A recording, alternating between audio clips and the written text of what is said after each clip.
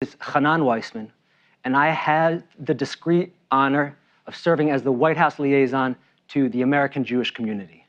We are thrilled to see so many of you who joined us from around the country for this second annual virtual White House Seder of the Biden-Harris administration. Ma nishtana halayla hazeh mikol haleilot. Why? Why is this night different from all other nights? Because this evening we are hosting the People's Seder, where in addition to the President, the First Lady, the Vice President, and of course, the Second Gentleman, we will also hear from Jewish Americans from around the country.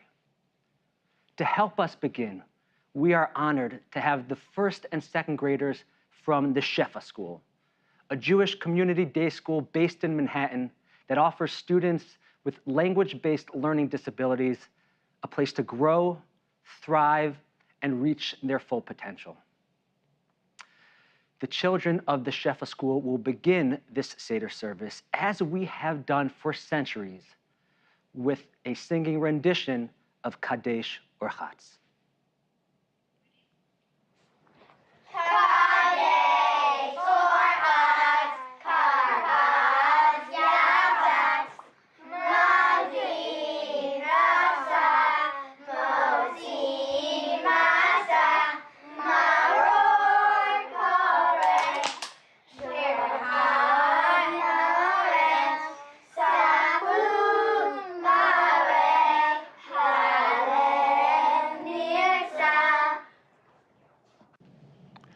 Good evening to the thousands of you who are joining us from around the country for this special event.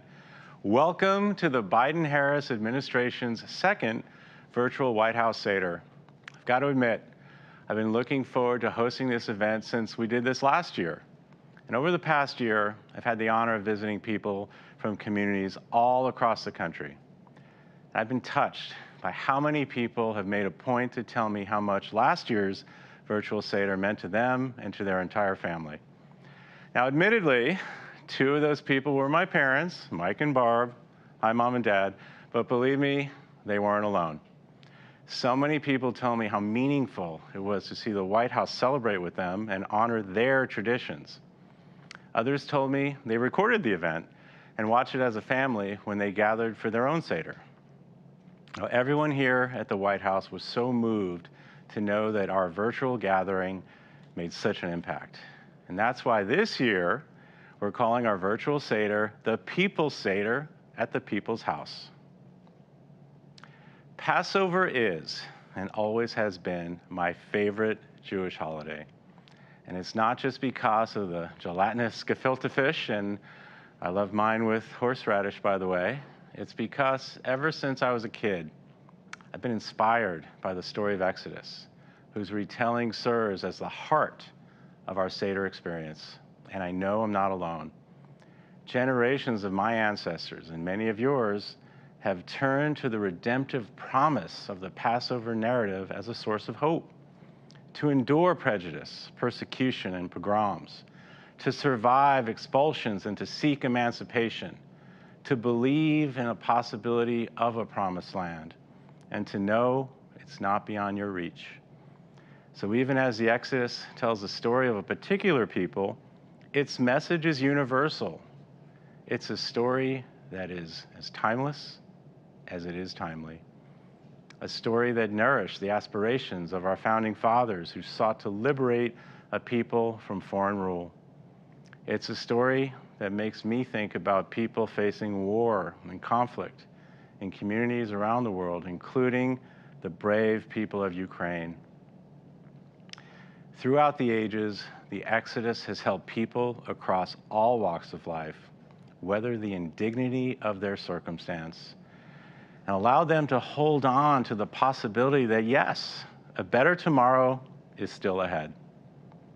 Each Passover, we are asked to not only retell an ancient story, but to give it new meaning by adding to it with our own story. I thought about this a lot yesterday when I met with a group of unbelievable, dynamic 8th grade students at a Jewish day school right here in DC. We talked about the importance of Passover. The reflections that they shared were wise beyond their years. They talked about perseverance, how the Passover story reminds us all that even during the most difficult times, there was always hope. They shared how they witnessed perseverance throughout the pandemic. They talked about the power of questioning. Why do we ask the same questions each year during our Seder? And they reminded me that it's because each year we grow and have a deeper understanding of what the answers to those questions are. Lastly, they talked about that inevitable moment when someone falls asleep at the Seder table. You all know that scene. We've all been there before. But they rightly pointed out that one shouldn't sleep at the Seder, not even doze, just like one shouldn't sleep in the act of protecting our democracy. Full and active participation in our Seder and in one's democracy ultimately strengthens both. So, this evening, just as the 8th graders did yesterday, we will reflect. We will continue to build our stories, and we will make the Seder relevant to our world today. Throughout this virtual event, we will hear from a variety of voices who construct the wonderful mosaic that is the American Jewish community and experience. Rabbis and university presidents, historians and chefs, school children, military choirs, and Broadway actors. And we're so honored that you are all tuning in to join us as we prepare for the first night of Passover tomorrow night. But first, let us begin here. It is a true honor to invite the President of the United States, Joe Biden, and the First Lady, Dr. Jill Biden, to share a few opening words. Happy Passover to all who celebrate in America, Israel, and around the world. Every year, Jewish families gather to remember the Exodus from Egypt, bringing their victories and triumphs, fears and hopes to the Passover table, and discovering new truths in ancient traditions. So thanks to the progress made during the pandemic, we're grateful that this year's Passover marks the first time in 3 years that many families and friends sit around the Seder table together again. The stories of miracles and blessings and spiritual discoveries are what we've gathered from Jewish Americans across the country this year as we celebrate the People's Seder here at the People's House. Because at the Seder, we share the journey from bondage to freedom that has been repeated from generation to generation. With faith, the driest desert can be crossed and the mightiest sea can be split. Hope never stops marching towards the promised land. And during this holiday, our hearts are with the people of Ukraine and all the people who are fighting for freedom. May the spirit of Passover, deliverance from oppression, carry you forward and give you strength. No matter the path we've taken, we know that there is hope and healing ahead.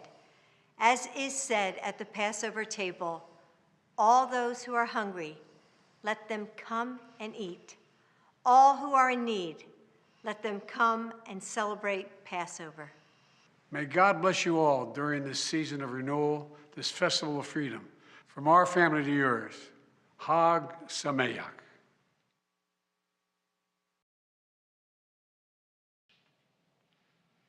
Thank you, President Biden, and thank you to the First Lady, Dr. Jill Biden, for those inspiring remarks.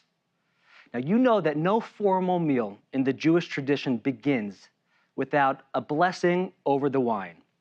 And if you're not old enough, with some grape juice. Kaddish is the first part of the Seder experience. And here to join us in speaking about Kaddish and in reciting the Kiddush is cantor David Fromer, the Jewish chaplain at West Point. Thank you, Hanan. What an honor to be joining this event from here at the West Point Jewish Chapel, where the U.S. Military Academy's Jewish cadets come to deepen their connection to Judaism and strengthen their commitment to serving our country as leaders of character for the Army and beyond. Our Seder formally begins with Kaddish, the blessing over the first of 4 cups of wine that are traditionally consumed throughout the evening. Wine is Judaism's foremost symbol of joy, We associate it with our most festive holidays and with the sweetness of Shabbat. It is integral to our celebrations of weddings and B'nai Mitzvah. And the book of Judges even relates that God is cheered by wine just as people are. On each of these happy occasions, we recite a blessing over the wine, the Kiddush, or Kiddush, or at the Seder, Kadesh. With all this emphasis on happiness and celebration, we might expect that word Kiddush to mean something like cocktail hour, or let the good times roll. And yet its meaning reveals that there is more to wine in Judaism than simply having a good time. Because the word Kiddush means holiness and reminds us that true joy in life must be infused with both gratitude and purpose. Passover in general, and the Kiddush specifically, are meant to instruct the Jewish people about our particular relationship to these universal ideas. As Jews, our gratitude stems from our redemption from slavery, Yitziat Mitzrayim, from our historical memory of suffering and the terrible effects of oppression. On Passover, we celebrate our freedom, Zman Cherutenu, but our celebration is incomplete unless we ask the question, what is our freedom for? What are we free to do? The Kiddush says that we are chosen by God from all the peoples, Mikol Ha'amim, not because we are better than anyone else, but because our historical memory of suffering compels us to work towards a better world for everyone.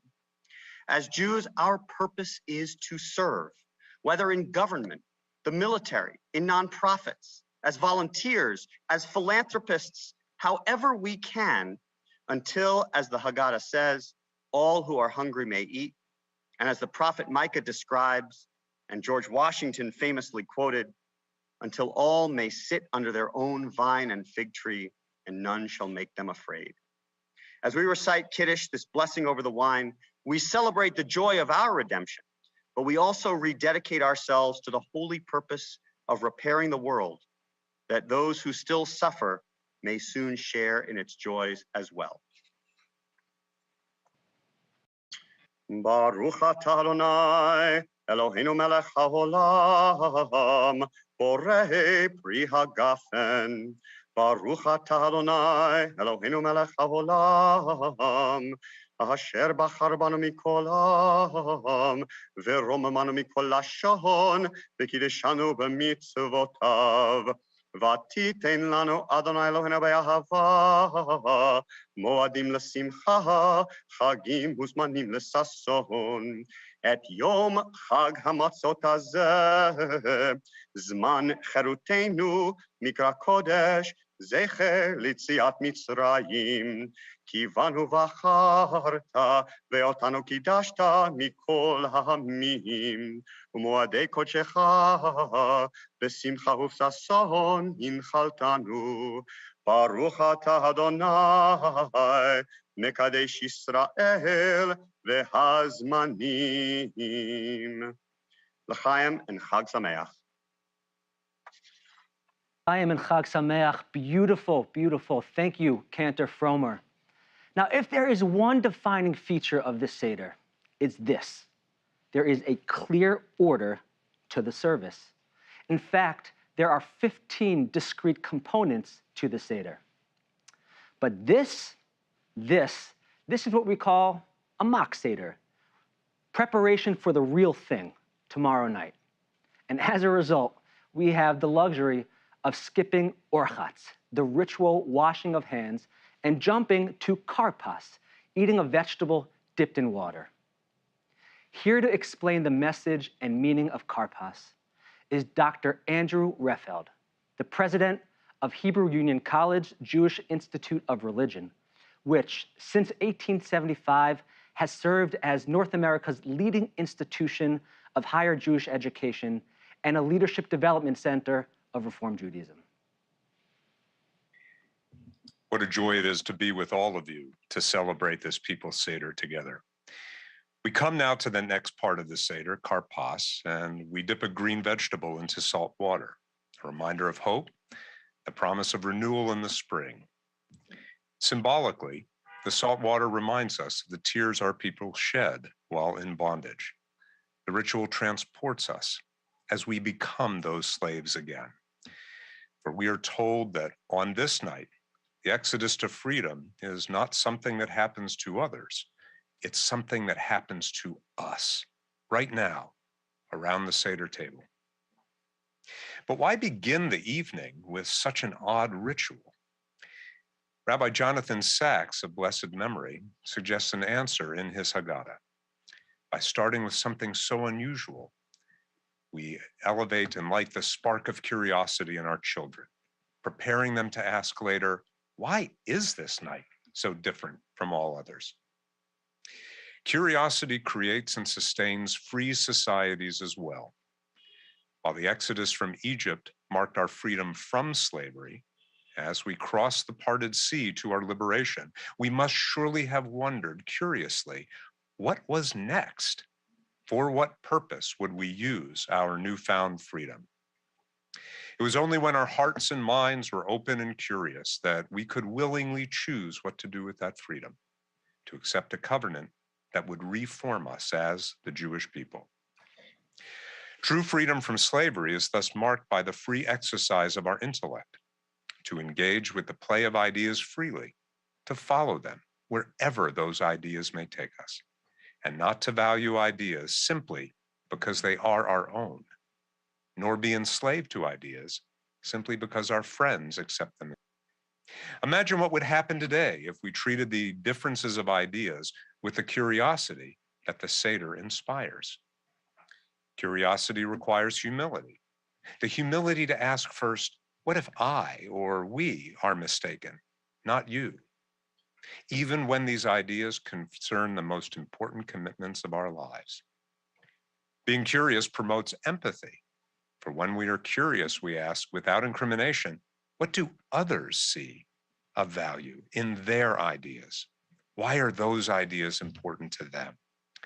And when we are curious, we focus less on who said what and more on what was said, depersonalizing our increasingly corrosive and bullying civil discourse. So as we dip Karpas this year at the Seder, inspired by the promise of spring renewal and remembering that we were once slaves in Egypt, we embrace that spirit of curiosity, cultivating humility and empathy, enough necessary to strengthen our Jewish communities and the fragile civil society upon which our freedom now depends. Chag Pesach Sameach. Chag Sameach to you, and thank you, Dr. Raffeld. At this point in the Seder, we turn to Yachatz, where we traditionally take 3 matzahs and break the middle one. It is an act rife with symbolism. We deliberately asked our next speaker to share some words about this section, not just because Deborah Lipstadt is a world-renowned historian of the Holocaust and anti-Semitism, someone who has spent her career studying the brokenness of societies, but also because her nomination to serve as the State Department's special envoy to monitor and combat anti-Semitism, now with the rank of ambassador, actually unified the American Jewish community in remarkable and profound ways. It is a great honor to finally welcome Ambassador-designate Deborah Lipstadt to share her first public words since her Senate confirmation several weeks ago. Thank you, Hanan. When I was young, my mother would passionately describe how her father, an Orthodox Jew living in Detroit in the 1920s, would wait for the arrival from New York of a shipment of shmura matzahs, the special handmade matzahs in which the wheat has been carefully watched to ensure that there was no leaven. He would carefully open the package to see if there were 6 whole unbroken matzahs, 3 for each night. If any one was broken, it could not be used to fulfill the Seder ritual. The family would gather for the Seder, and shortly after the Kiddush, he would take one of those precious matzahs whose wholeness was crucial to their use, lift it up, and break it. It seems to make no sense. How might we understand this act? I think it tells us that the world is always in some form of balance or imbalance between wholeness and brokenness. This past past month, it has been terribly broken. All around us, we see pain, suffering, killings, attacks on children and civilians. And so many of us individually are broken in ways that are invisible to others. The Hebrew scriptures, the Torah, instructs us to gather together with our families. And if our families are too small, to gather together with others in our community. Gather together to celebrate. It's easy to be oblivious to this brokenness. But the Seder ritual of Yachas ensures that we are not. As we break the matzah, let us think of those whose lives are so broken, who are even now in pain, whether it is in a war zone or in a private place. But reflect also on the fact that we set aside the larger piece of that broken matzah, which we eat at the conclusion of the Seder. Yachatz reminds us that despite the world's terrible brokenness, it is more whole than shattered. We will begin the Seder with brokenness, but we will conclude the Seder with the psalmist's song of praise, Hodu, hallelujah. We begin with shattering, but we shall move towards envisioning the messianic age when tradition posits, no nation shall have soared up anymore. All peoples shall dwell together in peace, and none shall make you afraid. Right now, I am more keenly aware than ever of the brokenness of our world. Shortly after Passover, I shall enter into an office to which I have had the high honor of being named by President Joe Biden and unanimously confirmed by the Senate. I am honored and I am so grateful, but I am also keenly aware that it is an office that is made necessary by the brokenness of the world. I doubt, in fact, I know that I shall not erase that hatred or repair that brokenness. But deep inside me is the hope, the prayer that next year, when with God's help we gather again, we will be able to say that because of the work I have been privileged to do, the world is a little bit less shattered, less broken. The matzah we break cannot be repaired. The world we inhabit can be repaired. It is in our hands to do so. The ritual of Yachatz challenges us to make what is broken whole. May we and may I be worthy of the task. Thank you, Deborah. This brings us to Magid, the beating heart of the Seder, when we begin retelling the Passover narrative. It begins, as the First Lady recited, with an invitation. Let all who are hungry come and eat. Kol dichvin yete ve'echol. And from there, the text transitions to the most well-known part of the Seder, known as the four questions, Ma nishtana. Who better to introduce the Ma nishtana than actress, producer, director, neuroscientist, and host of Jeopardy, Mayim Bialik. Mayim, virtual floor is yours. Thank you so much. Very honored to be here. Introducing the four questions, indeed, one of the most well-known aspects of the entire Seder, as well as the most notable portion of the Magid section of the Seder. The Seder is crafted in the tradition of the great philosophers and thinkers of ancient Greece who had elaborate symposia which would involve decadent food and hours of conversation. The Magid is the heart of that. The Jewish people over time adapted this practice to incorporate Talmudic interpretations of arguably one of the most famous stories of our people, the exodus out of slavery from Egypt into freedom in the promised land of Israel. We are at a time in history yet again, where the story of exile and exodus is upon us as the world watches a war play out in Ukraine, a country where many of my own ancestors and many of our ancestors fled just a few generations ago. They say every Jewish question has several answers, and I guess as host of Jeopardy, I know a lot about questions and also a lot about responses. And they say where there is one question, Jews will have at least two answers. There are many questions to be asked about our global as well as communal responsibility to the people of Ukraine and the people of all nations who still suffer and are not free. Suffice it to say, the lessons of the Seder and the struggle for freedom, which Passover embodies, are as true now as they were thousands of years ago, when our people fled oppression in the hopes of something better.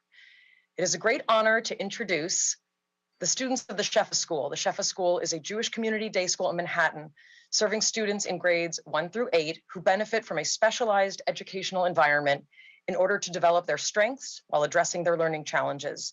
They specifically serve students with language-based learning disabilities who have not yet reached their potential levels of success. And these students are going to help us with the 4 questions. Chag Pesach Sameach.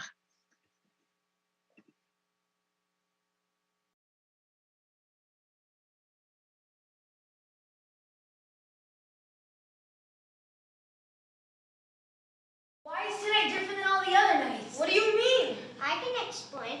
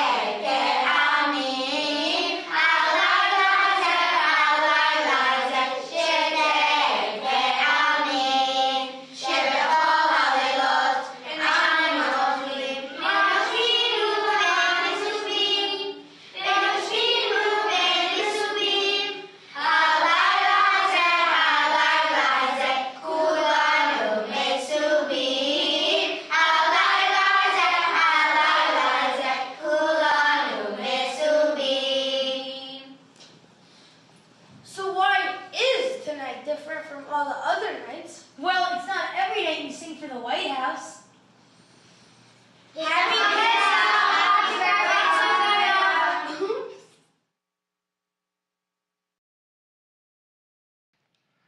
Thank you, Shefa School. We are so happy that you sang for the White House. And I know that you did a remarkable job, and the Jewish Americans around the country are proud of you. We're now deep into the Maggid section of the Haggadah. And we are deeply fortunate to have with us Rabbi Dr. Ari Berman, president of Yeshiva University, the flagship Jewish university. Some of you might have heard about Yeshiva University over the last several months because of its men's basketball team, which won 50 consecutive games over the last few seasons. Tonight, Rabbi Berman will not be talking basketball, although I'd love to have that conversation. But he is joining us from Israel, where he is celebrating Passover with his family, and will share some thoughts about the Maggid section.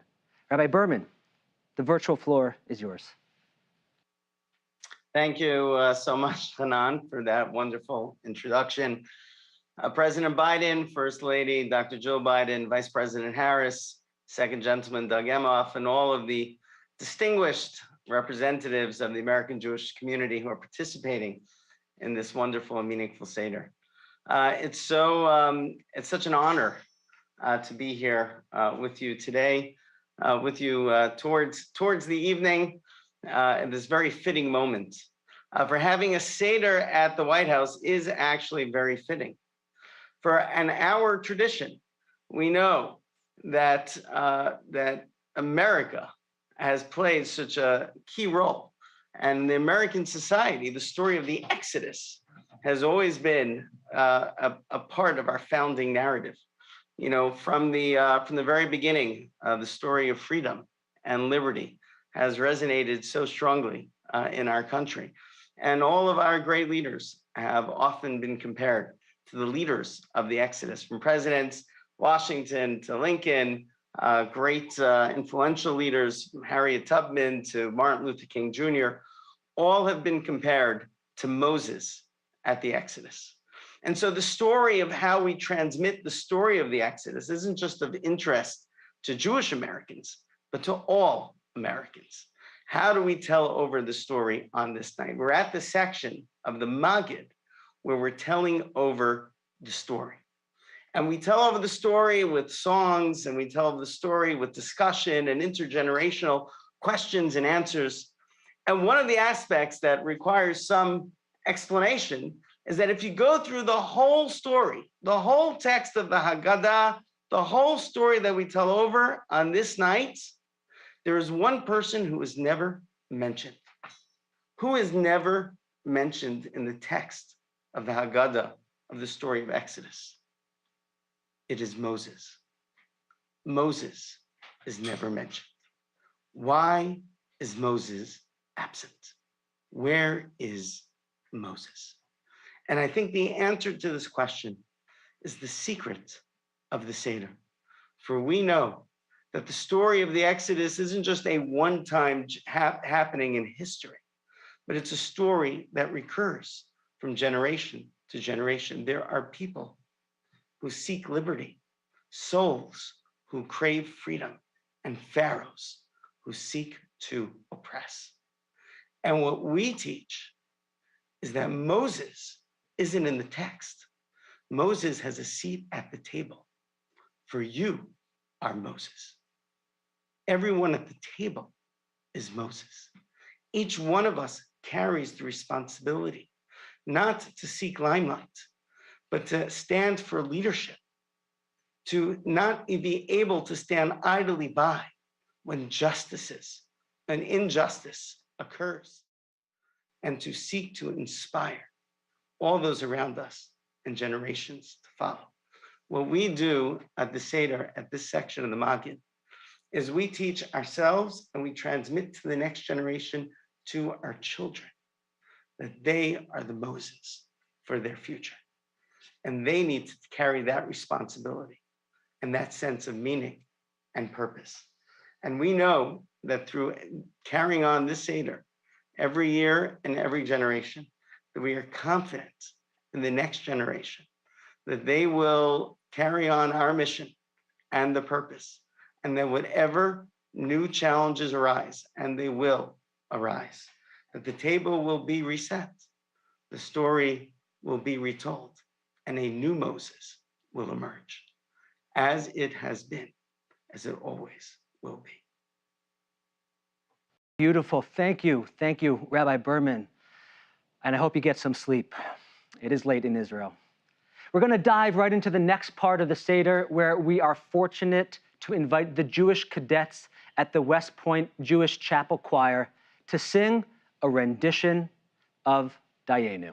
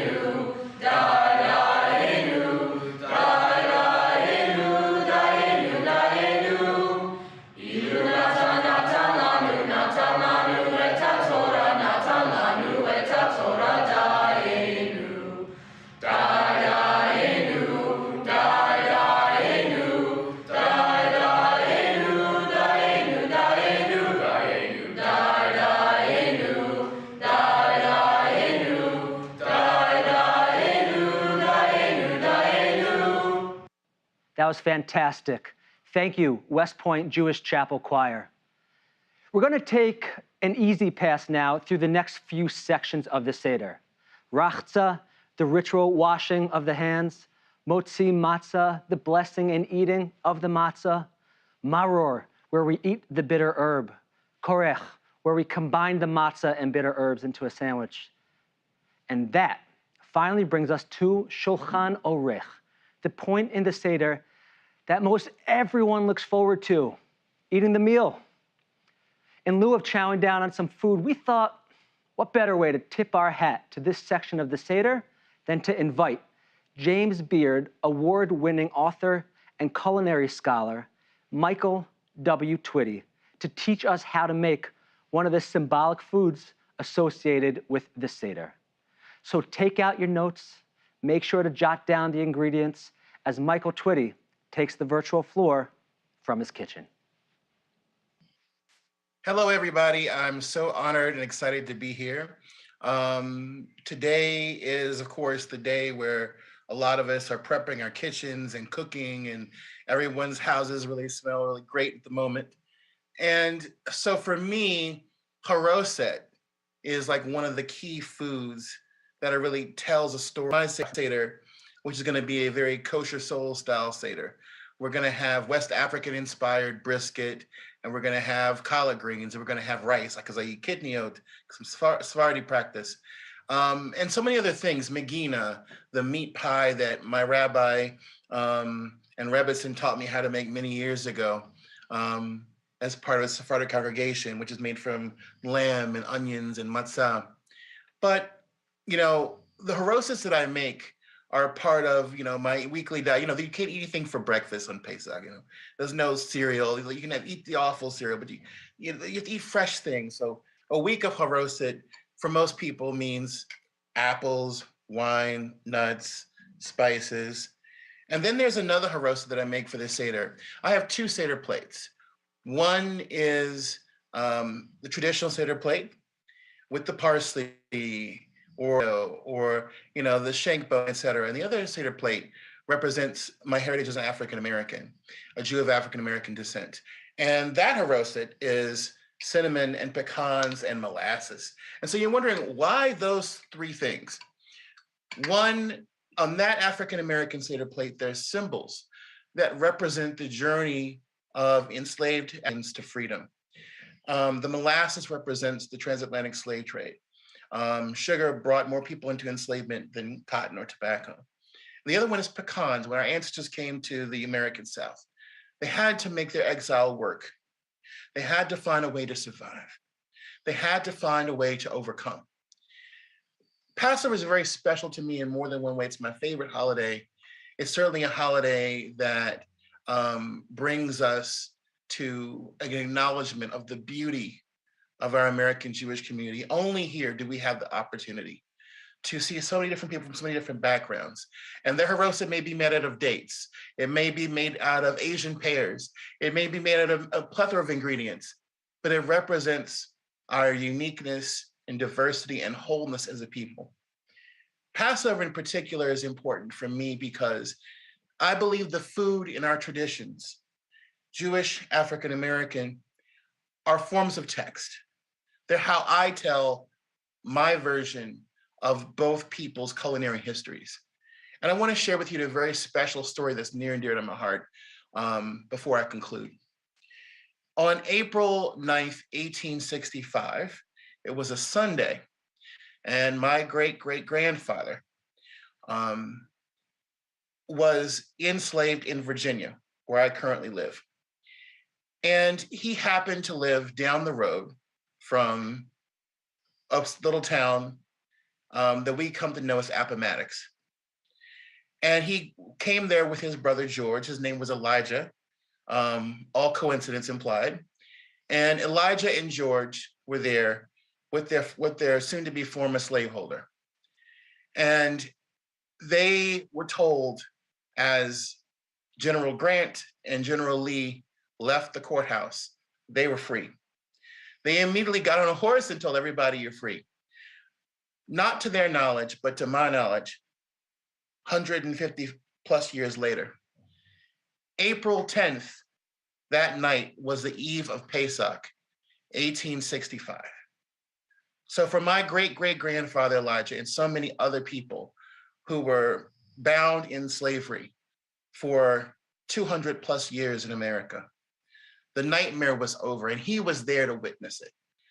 And how beautiful it is that the story that inspired enslaved African Americans, that story was retold the very next night, the eve of Pesach, 1865. So in his honor, I offer you some haroset. You're welcome to come to my table and sing Go Down Moses together.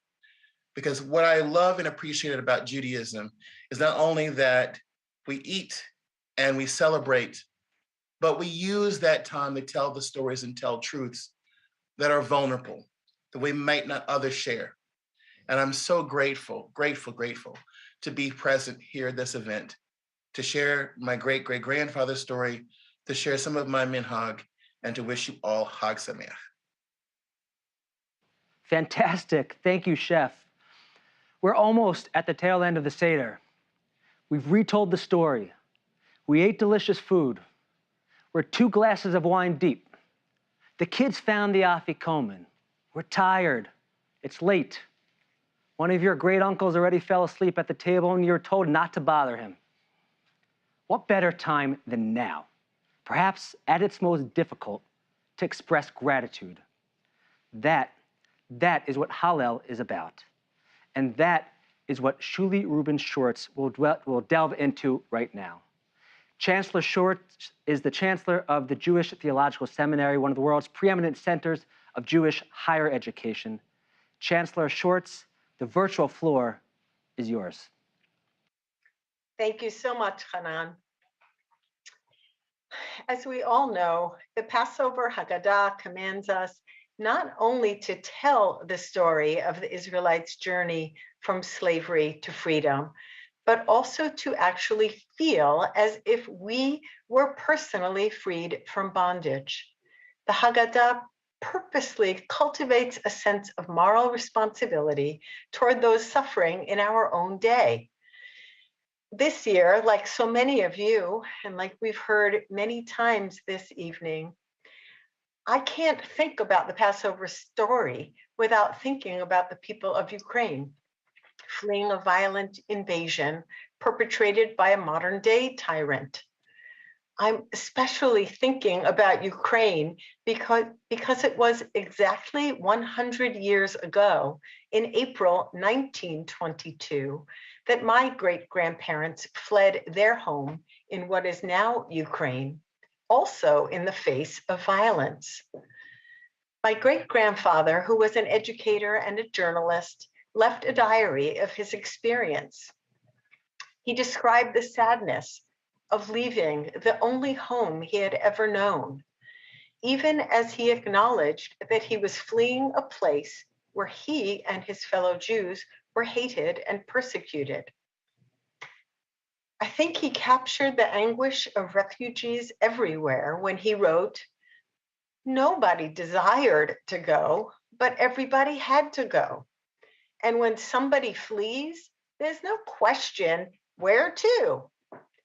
Where your feet carry you, where you have the possibility." My great-grandparents arrived in the United States. Thank God they had that possibility. And thanks to their bravery and determination, and to the blessing of living in a democracy, our family has flourished.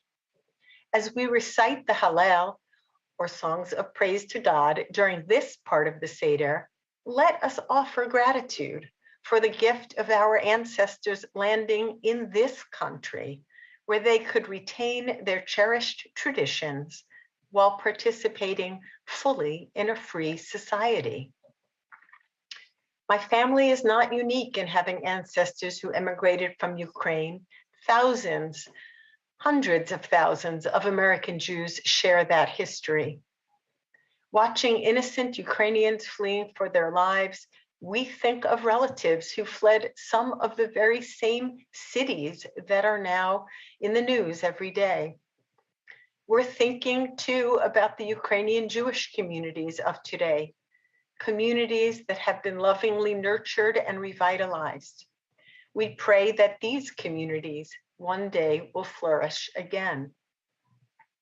Now, as we praise God for the miracles of Passover, for bringing us from slavery to freedom, from darkness to light, may our gratitude inspire us to continue God's work in this world. Just as God heard the cries of the Israelites, may we hear and respond to the cries of the people of Ukraine and all those whose lives are embittered and who yearn for freedom. What better way is there to express thanks for our own good fortune? Chag Sameach to everyone. Working off of the Hallel theme, thank you very much, Chancellor Schwartz. The Hallel portion of the Seder is also when we sing and we sing and we sing. Who, in the Jewish American community, is better positioned to break out into song than a member of the Platt family? And not just because it's television and theater producer Mark Platt's birthday, though happy birthday, Mark. Jonah Platt is a TV, film, and Broadway actor who joins us from a studio where he's currently in rehearsals. Jonah will be singing a rendition of Hodu, performed originally by the late, great Debbie Friedman. Jonah, the virtual floor is yours. Thank you so much, Hanan. It's such an honor to be here with all of these distinguished guests and with all of you at home at our virtual Seder table. I hope if you recognize this melody that I'm about to sing, you'll sing along at home or harmonize with me wherever you are as we bring our community ever closer together.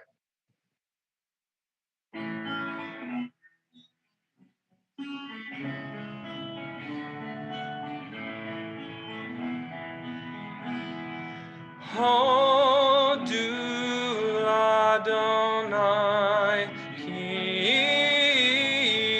tov, ki le'olam chasdo, ki le'olam chasdo. Yom Arna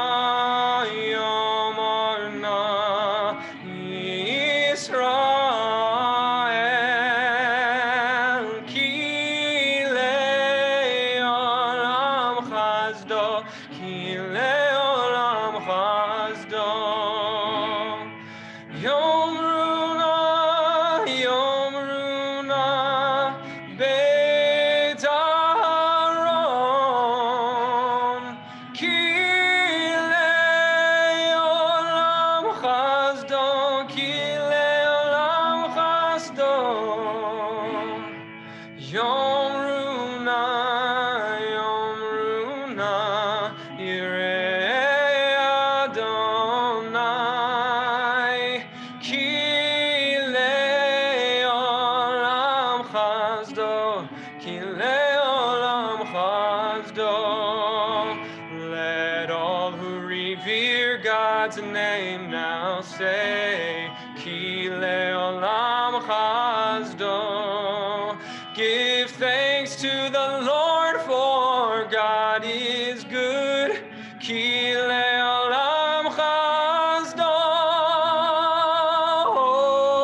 Hodu l'Adonai ki tov, ki le'olam chasdo, ki le'olam chasdo. Chag Sameach.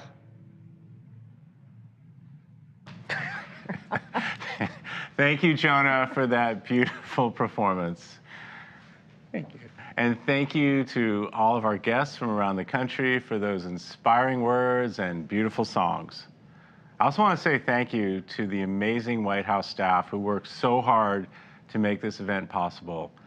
Thank you all for your dedication, your energy, and your creativity. And last but not least, I want to thank you all, the thousands of Jewish Americans from all walks of life who joined us this evening. We hope this event inspired you as much as it inspired us. And I now have the honor of doing one of my favorite things, and that's introducing my wife, our Vice President, Kamala Harris. Well, thank you, Doug, the first second gentleman of the United States. Greetings, everyone. Greetings. It is so good to be together. I want to thank, of course, our President, Joe Biden, for bringing us together. And to all the members of Congress who are with us, thank you as well for your leadership and your great work. And to everyone, thank you for making this evening possible. For countless generations, people have gathered around the Seder table to be reminded of the power of faith and of the resilience of the human spirit, to relive the journey from oppression to freedom, and to find comfort in this story of hope and redemption. This year, it is an honor to gather once again to celebrate this sacred holiday and to renew our shared commitment to fighting for all those who are not yet free. Tomorrow night, our family, like so many families in the United States and the State of Israel and around the world, will return to the Seder table. Doug and I will host a Seder at our home with some of our Jewish staff members, and we are both looking forward to it very much. As I told the President of Israel when I spoke with him earlier today, we believe it will be the first Passover Seder ever hosted at the Vice President's residence. Thank you all again for joining us, and from our family to yours, happy Passover. Thank you again. There's so much to think about in terms of the blessings we have all received. Happy Passover. Happy Passover. Next year in Jerusalem. Take care.